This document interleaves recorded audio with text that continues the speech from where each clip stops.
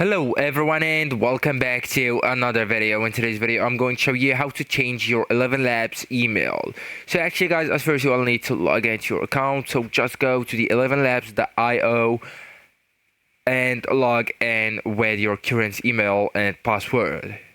And then just click on your profile icon, usually at the top right corner. Okay, so here. And then you will need to select the settings option. Okay, so it's the first option actually, and just click it.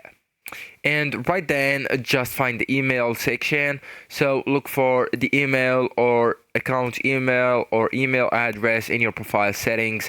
So for example, yeah, that's one. All right, so right now all you need to do is go ahead and click on change email. Okay, so once you click it, you will be able to enter a new email address on a pop-up menu. So here for example, you can enter whatever emails, for example that one, gmail.com, and then just go with confirm. Okay, so you may need to re-enter your password for security, and then just verify the new email. So ElevenLabs will send a verification email to your new address.